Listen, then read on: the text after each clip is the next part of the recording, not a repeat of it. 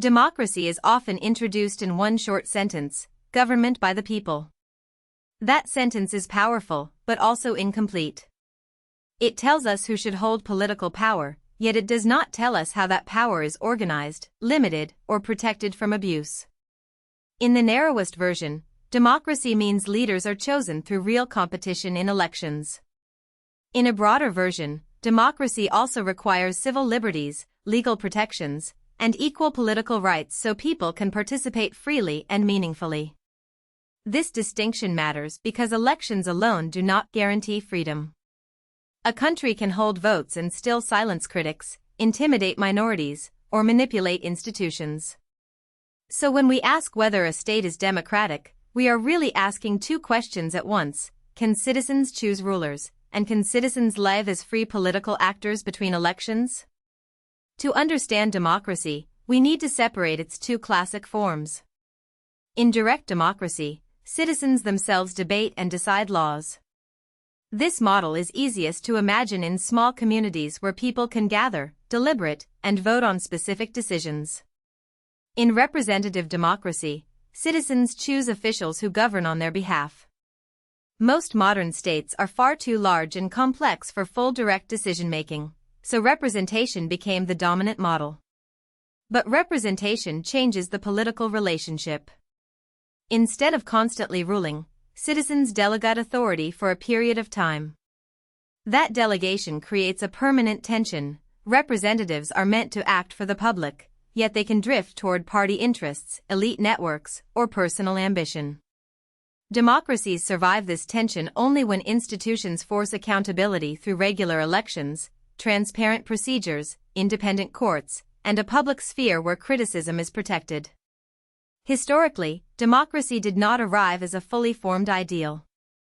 Its language can be traced to the Greek city-states, where democracy was defined in contrast to rule by a narrow elite. Yet even in those early cases, political membership was sharply limited. Citizenship did not include everyone living in the community. That pattern continued for centuries. Many systems used democratic language while excluding large parts of the population. This reminds us that democracy is not just an institutional design, it is also a struggle over who counts as part of the political people. Every expansion of citizenship and suffrage changed the meaning of democracy itself. What appears obvious today, that adults should have equal voting rights, was once denied by law, tradition, and social hierarchy. The history of democracy is therefore not a straight line of progress, but a long argument over inclusion. Modern liberal democracy tries to solve a central problem: if the majority rules, what protects those outside the majority? The answer is constitutional government. In this model, elections decide who governs, but constitutions, courts, and rights frameworks define what government is allowed to do. Majorities can make policy, but they cannot legitimately erase basic freedoms, silence opposition, or deny legal equality to minorities.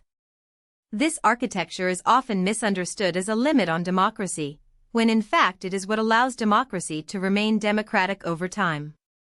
Without those limits, today's majority can cripple tomorrow's competition by weakening media freedom, harassing opponents, or changing rules to stay in power. Constitutional safeguards preserve the possibility of political alternation. They ensure losing an election does not mean losing citizenship. Democracy is not only about choosing governments, it is about ensuring governments remain reversible. Core democratic freedoms are not decorative values added after elections. They are the operating system of democratic life. Freedom of speech allows criticism and policy debate. Freedom of association allows parties, unions, and civil groups to organize. Freedom of assembly allows public pressure and protest. Religious freedom protects moral and cultural plurality.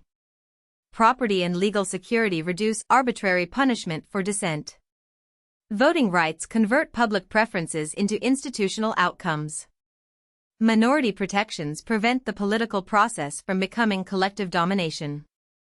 Remove enough of these guarantees, and elections become rituals rather than mechanisms of self-government. Citizens may still cast ballots, but if media is captured, opposition is threatened, and legal institutions are dependent, then voters choose within a pre-engineered environment. Democratic quality is therefore measured not just on election day, but across daily civic life, where citizens either can or cannot act without fear. The expansion of suffrage in the 19th and 20th centuries transformed democracy more than any constitutional text alone. As broader populations fought for political inclusion, democracies shifted from systems for privileged groups into mass political orders. This process was contentious, uneven, and incomplete, but its direction changed legitimacy itself. Governments could no longer plausibly claim democratic authority while systematically excluding the majority of adults. Expanded suffrage also changed policy priorities, because newly included groups brought new social demands, labor protections, public education, health initiatives, and broader welfare commitments. Inclusion altered not just who voted, but what politics was about. At the same time, expanded participation introduced new challenges, managing polarization, disinformation, and competing interests at scale. Democracy became more representative, but also more complex.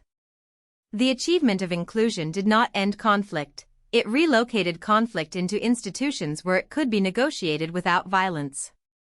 For most of history, democracy was considered fragile, rare, and vulnerable to reversal.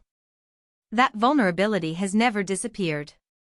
Democratic systems depend on both formal rules and informal norms, acceptance of election results, restraint in using legal power, tolerance of opposition, and commitment to procedural fairness even when outcomes are unfavorable.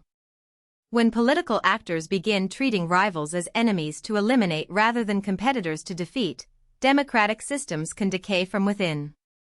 The danger is often gradual, not dramatic. Institutions may remain in place while their substance weakens, courts lose independence, watchdog agencies become partisan tools, and media pluralism shrinks. Citizens may still hear democratic language, but the capacity to contest power erodes. This is why democracy requires continuous maintenance. It is not self-executing. Its survival depends on everyday civic habits, institutional integrity, and the willingness to defend rules before crisis makes defense harder.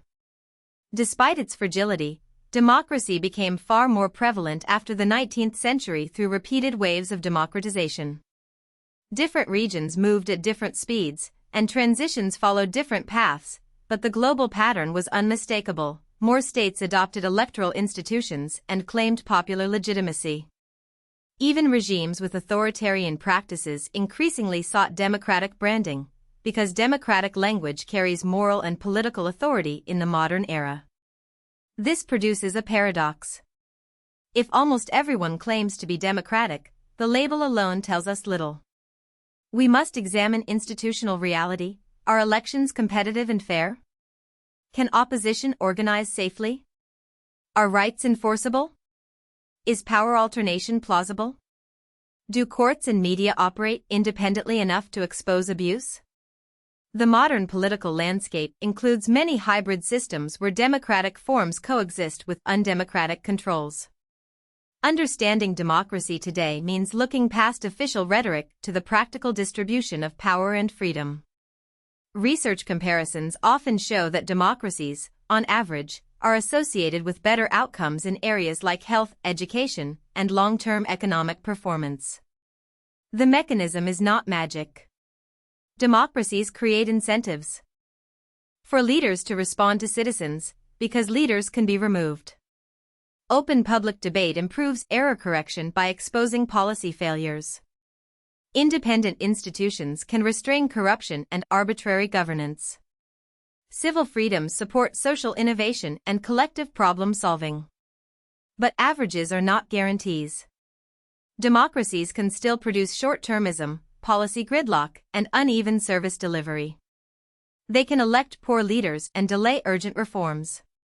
The key insight is comparative, not utopian. Democracy tends to generate better self-correction capacity over time than systems where leaders face little accountability. When democracies underperform, the response is usually deeper democratic repair, not abandonment of democracy itself, because accountability and openness remain the tools for diagnosis and change.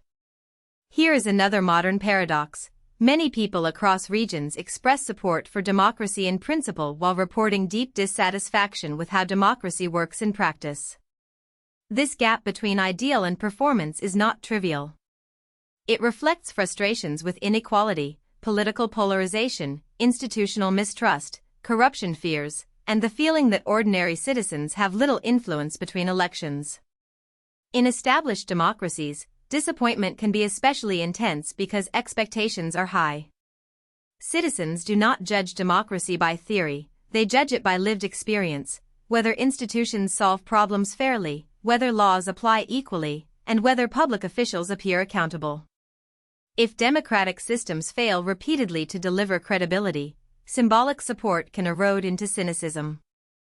The challenge is to convert democratic legitimacy into democratic capacity, not just the right to vote, but reliable governance that people can recognize as competent, fair, and responsive in daily life.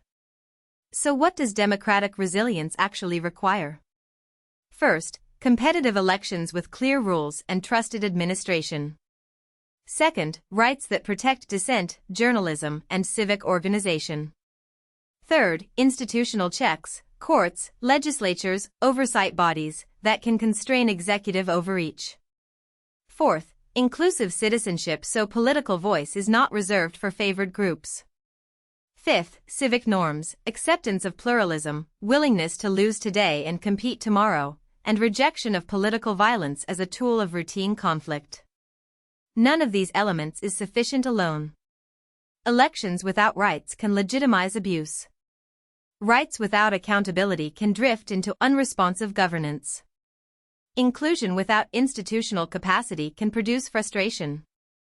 Democracy works when these components reinforce one another. That is why democratic reform is usually systemic rather than single issue. Strengthening one part while neglecting the others often produces only temporary gains instead of durable legitimacy. In the end, democracy is best understood not as a finished condition but as an ongoing collective project. It asks societies to organize disagreement without domination, to transfer power without violence, and to protect equal political membership across differences in class, identity, and belief. It is demanding because it relies on both rules and character. Institutions must be designed well, and citizens and leaders must be willing to use them in good faith. That combination is never guaranteed. Yet democracy remains compelling because it treats political authority as something that must be continuously justified to the people, not merely inherited or imposed. Its promise is not perfection.